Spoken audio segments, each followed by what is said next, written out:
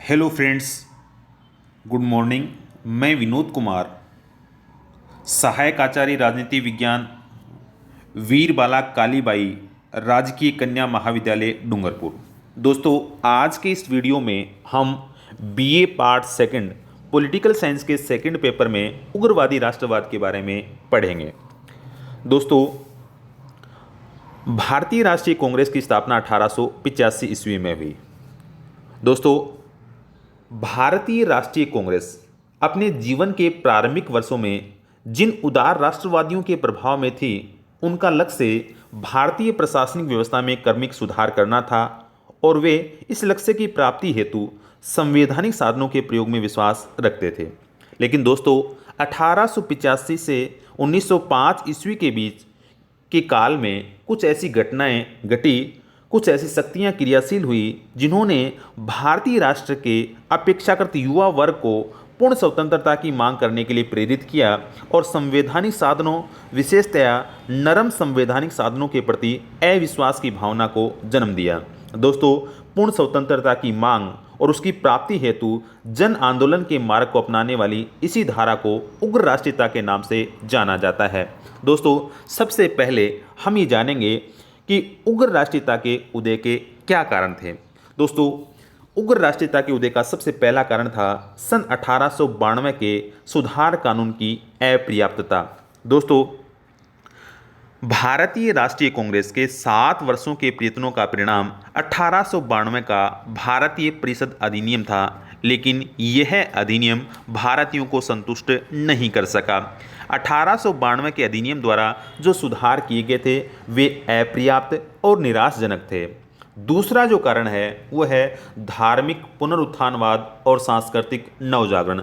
दोस्तों, जैसा कि मैंने आपको पहले वाले वीडियो में बताया था कि उदारवादी नेता जो थे वो पाश्चात्य शिक्षा से प्रभावित थे और वे ब्रिटिश शासन को भारतीयों के हित में मानते थे, लेकिन धार्मिक पुनरुत्थान के परिणाम स्वरूप कांग्रेस में ही एक ऐसे वर्ग का जन्म हुआ जो भारतीय धर्म, सभ्यता और संस्कृति के गौरव से परिचित था और जिसका विश्वास विदेशी शासन की समाप्ति में था।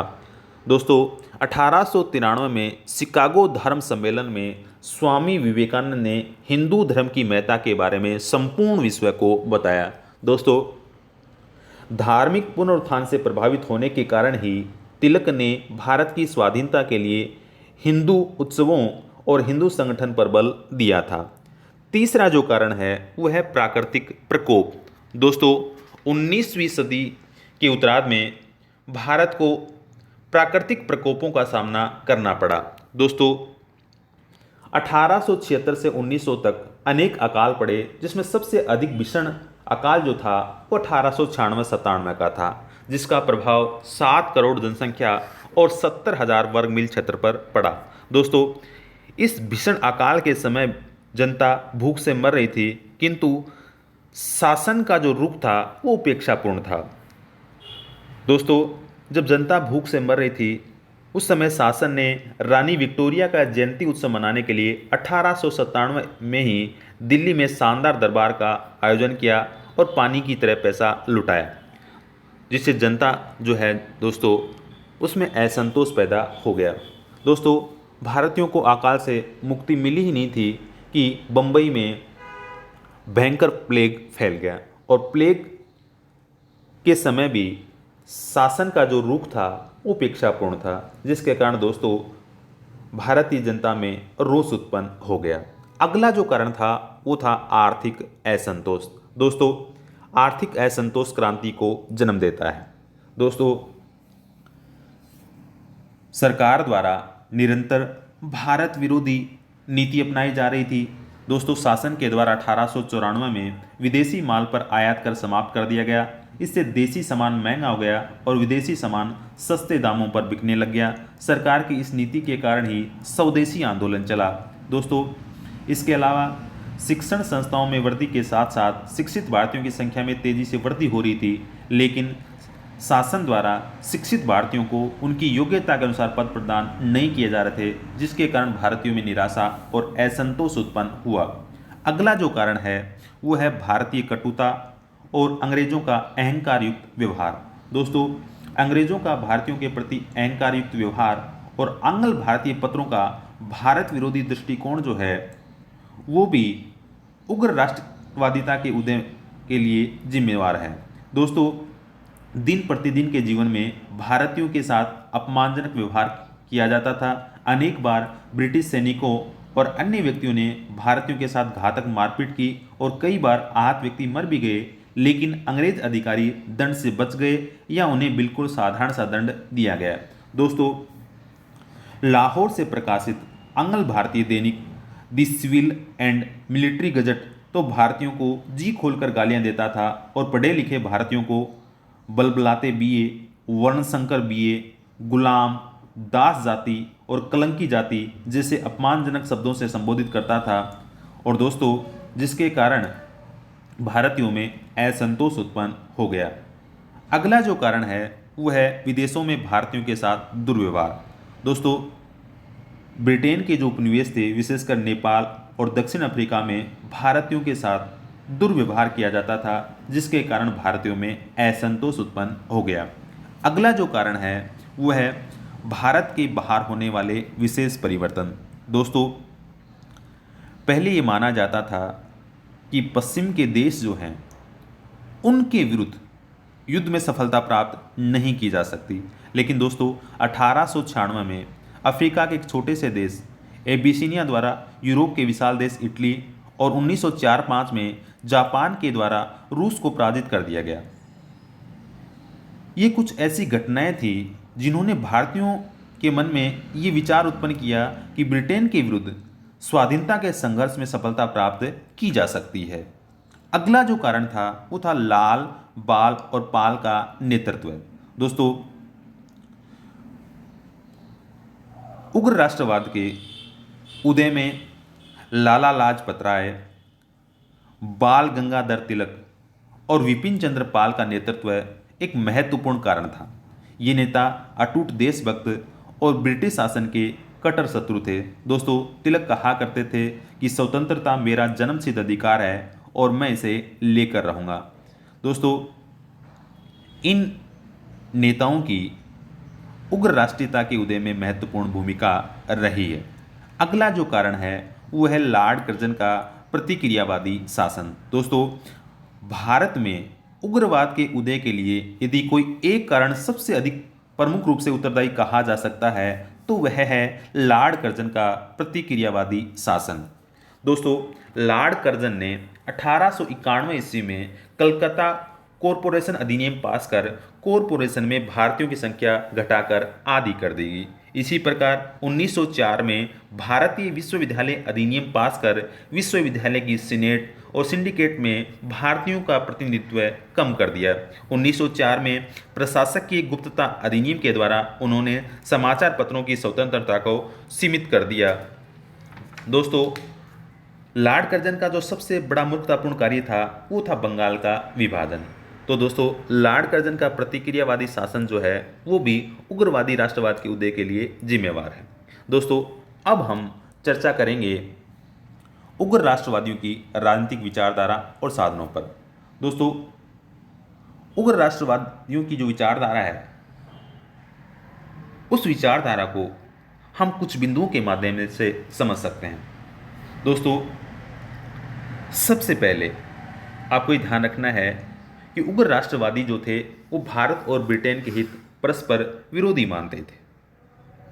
दोस्तों, जहां उदारवादी समझते थे कि ब्रिटेन और भारत के अंतिम हित समान हैं और ब्रिटिश साम्राज्य स्वयं भारत के हित में है, लेकिन दोस्तों उग्रवादियों के अनुसार ब्रिटेन और भारत के जो हित हैं वो नितांत विरोधी हैं।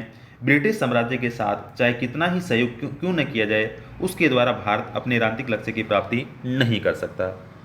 दूसरा दोस्तों,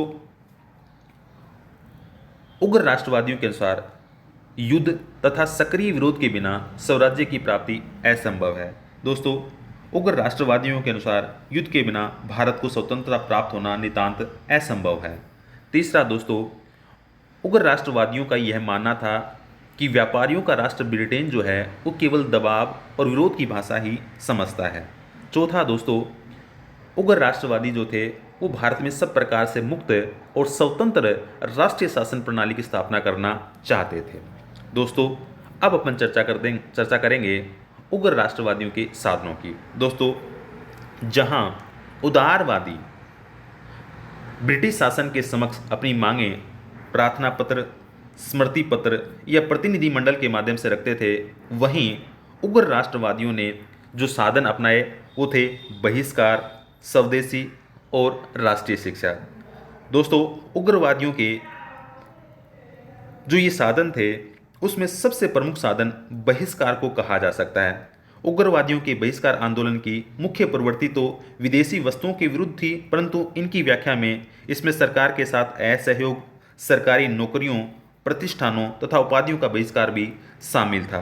दोस्तों, उग्रवादी नेता स्वदेशी में विश्वास करते थे और जनसाधारण में इसका प्रचार करने के लिए उन्होंने देशव्यापी आंदोलन का संगठन किया था। दोस्तों, उग्र राष्ट्रवादी जो थे वो स्वदेशी को स्वदेश की मुक्ति का मार्ग समझते थे।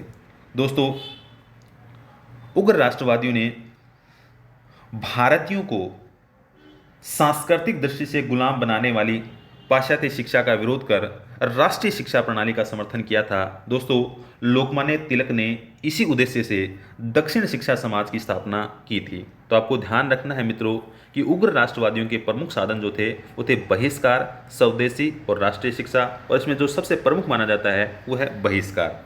अब दोस्तों, हम उग्र राष्ट्रवादी नेताओं के बारे में चर्चा करेंगे। दोस्तों, भारत में उग्रवादी आंदोलन के प्रमुख प्रणेता थे लाल, बाल और पाल। दोस्तों, लाला लाजपत राय, बाल गंगाधर तिलक और विपिन चंद्र पाल। लेकिन दोस्तों, आपको ध्यान रखना है कि जिस प्रकार गोपाल कृष्ण गोखले उदार राष्ट्रवाद के सबसे प्रमुख प्रतिनिधि थे, उसी प्रकार बाल गंगाधर तिलक जो थे वो उग्र राष्ट्रवाद के सबसे प्रमुख प्रतिनिधि नेता थे। दोस्तों, अब अपन चर्चा करेंगे उग्र राष्ट्रवादी आंदोलन के मूल्यांकन की। दोस्तों, इस बात से इनकार नहीं किया जा सकता कि उग्रवाद के जन्म और विकास ने भारत में राष्ट्रीय आंदोलन पर बहुत स्वस्थ प्रभाव डाला। दोस्तों, उदारवादी यद्यपि अपने देश के प्रति प्रेम करते थे, लेकिन उनके साधन प्रभावदायक नहीं थे। उग्रवादियों ने इस सत्य को समझा कि केवल प्रार्थनाओं से स्वतंत्रता तो दूर रही, अन्य महत्वपूर्ण राजनीतिक सुधार भी प्राप्त नहीं किए जा सकते। इस लक्ष्य की प्राप्ति के लिए प्रभावशाली रचनात्मक कार्यक्रम अपनाया जाना चाहिए। दोस्तों, उग्र राष्ट्रवादियों के द्वारा अपनाए गए बहिष्कार तथा स्वदेशी आंदोलन ने जनता में नई चेतना फूंक दी। दोस्तों, यह आंदोलन केवल एक उग्रवादी आंदोलन ही नहीं रह गया, अपितु एक जन आंदोलन बन गया। दोस्तों, उग्रवाद ने राष्ट्रीय आंदोलन की ज्योति को प्रखर किया और जन आंदोलन की राजनीति की पृष्ठभूमि तैयार की, जिसे आगे चलकर महात्मा गांधी ने पूर्णतया अपना लिया।